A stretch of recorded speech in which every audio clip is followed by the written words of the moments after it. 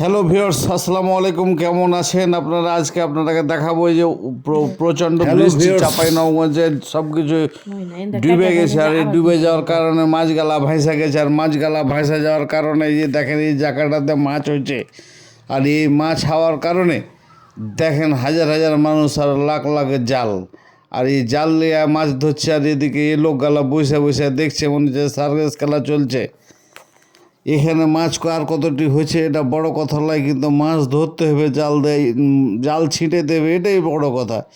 এই যে দেখেন এই জায়গাটাতে কত গালা জাল নিয়ে কতটি মানুষ এদিকে খাড়ে আছে, ওদিকেও ফের কিন্তু খাড়ে আছে।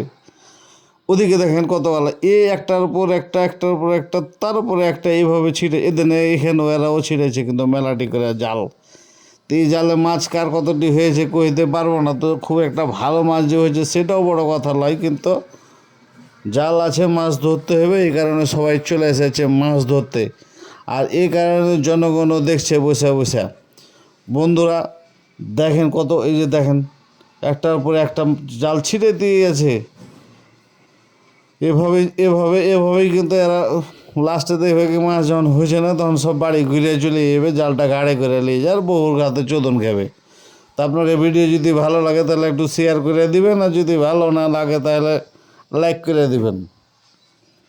তো আজকের ছেলে মাছ ধরা প্রতিযোগিতা, এই যে বুড়া মানুষটাও ছাড়িয়ে নিয়েছি, বুড়া মানুষটাও মাছ ধরছে দেখেন কত সুন্দর করে। বুড়া চ্যাংড়া যে যেখানে ছিল, যতখানি ছিল সবাই মাছ ধরছে।